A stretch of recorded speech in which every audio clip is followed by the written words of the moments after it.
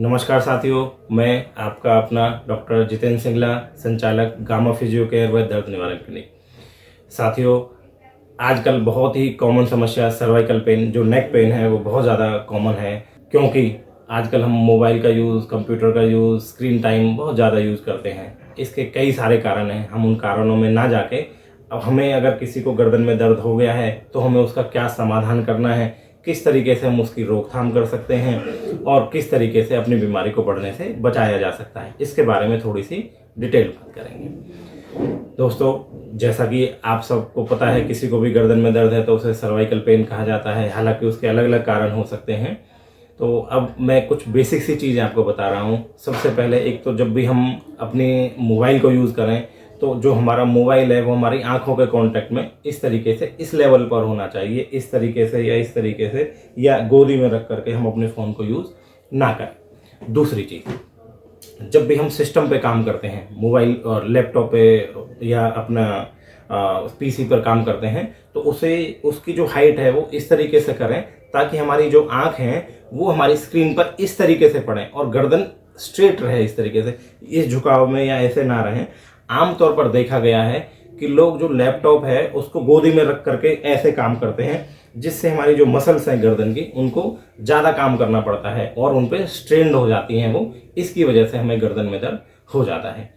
तीसरी चीज़ है, हम जब भी सोते हैं तो दो दो तीन तीन तकिए नीचे लगा करके सोते हैं, जिससे हमारी गर्दन है वो ऊंची हो जाती है। गर्दन ऊंची होने की वजह से नेक की मसल्स पर फिर दोबारा से प्रेशर ज़्यादा पड़ता है और वह धीरे धीरे धीरे धीरे हमारी जो अंदर की बोन्स हैं उनको सिकोड़ देती है, मसल्स को टाइट कर देती है, जिसकी वजह से हमें सर्वाइकल पेन हो जाता है। अब साथियों, हमें इसके लिए, ये तो हुए बचाव की चीज़ें। अब अगर किसी को सर्वाइकल पेन हो गया है तो वह उसका समाधान कैसे निकाले, क्या क्या एक्सरसाइज करें और क्या करें क्या ना करें।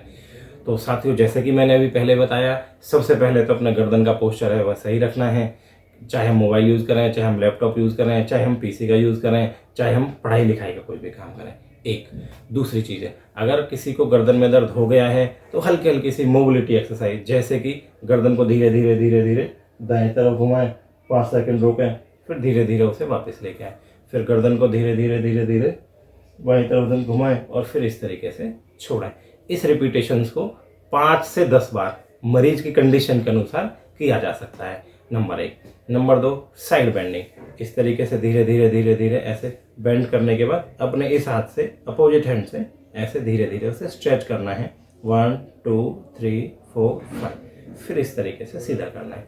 फिर उसे राइट साइड में ऐसे बेंड करना है और फिर उसे खींचना है। 1 2 3 4 5।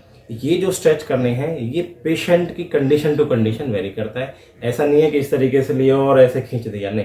धीरे धीरे धीरे गर्दन को लेना है, जितना आराम से जा सकती है और जितना हम आराम से खींच सकते हैं उसे धीरे धीरे खींचना है। इस तरीके से ही अब हमें गर्दन को घुमाना है, ऐसे जैसे पहले बताया, इस तरीके से। ये रिपीटेशन 5 से 10 बार, ये वाला रिपीटेशन 5 से 10 बार। एक तीसरी, चिंटक। जब भी हम इस तरीके से गर्दन को, जो ठोड़ी है और इसको लगाना है, 1 2 3 4 5 सेकंड करना है, फिर ढीला छोड़ देना है, फिर इस तरीके से कराएंगे। इससे हमारी जो लॉर्ड है, जो हमारा कर्व कम हो गया है या ज़्यादा हो गया है, वह हमारे कर्वेचर को ठीक रखेगा और अंदर के जो मसल्स हैं, हमारी स्पाइन के आसपास की जो मल्टीफिडल मसल्स होती हैं, उनको ये रिलैक्स करेगा और उनको एक्टिवेट करेगा। इस तरीके से ऐसे करना है। इसके साथ साथ दोनों अपने हाथों को बांधें और सिर के पीछे रखें।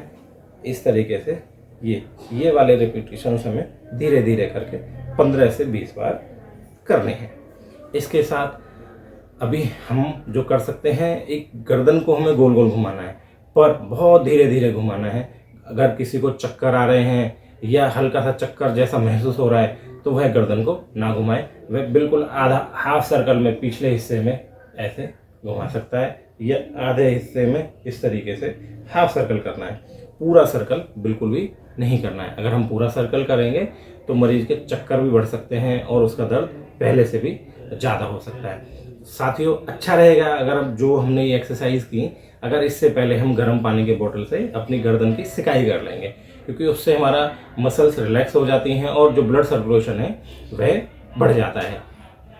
इसलिए साथियों, अगर किसी को भी गर्दन में दर्द हो गया है तो जो मैंने आपको एक्सरसाइज पहले बताई हैं, सबसे पहले गर्दन की सिकाई करें, उसके बाद कोई भी ऑइंटमेंट या ट्यूब हो उससे अपनी गर्दन की हल्की सी मसाज करें और फिर ये एक्सरसाइजेज की हेल्प लें, इन्हें करें। 2 से 3 हफ्ते तक आप इस चीज़ को रिपीट कर सकते हैं। अगर उससे भी आराम नहीं आ रहा है तो अपने आसपास के फिजियोथेरेपिस्ट से मिलें, वो आपको ठीक कराएंगे। अदरवाइज अगर किसी को बहुत सीवियर पेन है तो वह ज़्यादा लंबा इंतजार ना करें, 2 से 3 दिन और दिन में 2 से 3 बार इस तरीके से इन चीज़ों को करें। आराम मिल जाता है तो ठीक है, अगर नहीं मिलता है तो वो अपने नियर बाय फिजियोथेरेपिस्ट के पास जाएं और उनसे इलाज कराएं। Thank you.